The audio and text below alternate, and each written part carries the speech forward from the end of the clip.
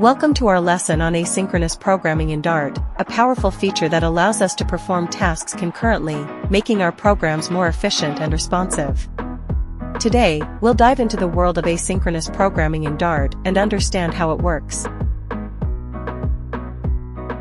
Asynchronous programming is crucial for building responsive and scalable applications.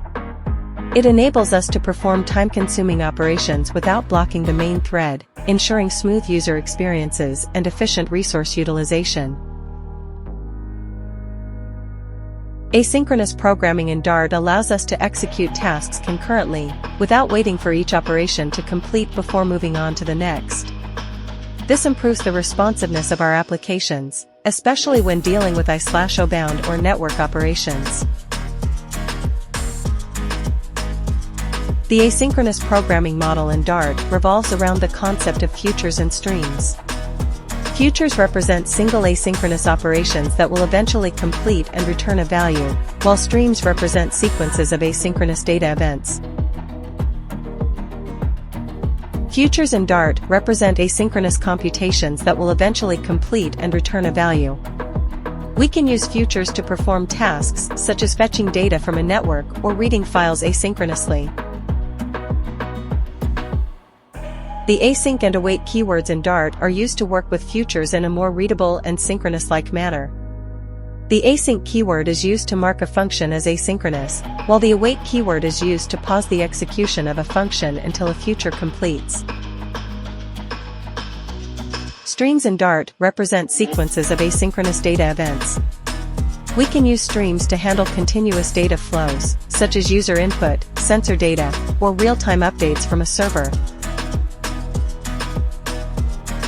Stream subscriptions in Dart allow us to listen to events emitted by a stream and react to them accordingly.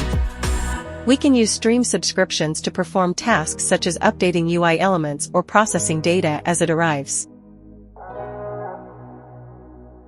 Error handling is essential in asynchronous programming to handle exceptions that may occur during asynchronous operations. Dart provides mechanisms such as try-catch blocks and error handling methods for futures and streams.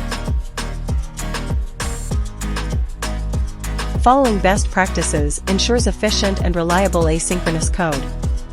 1. Use async and await for readability and ease of use. 2. Handle errors gracefully to prevent crashes and improve user experience.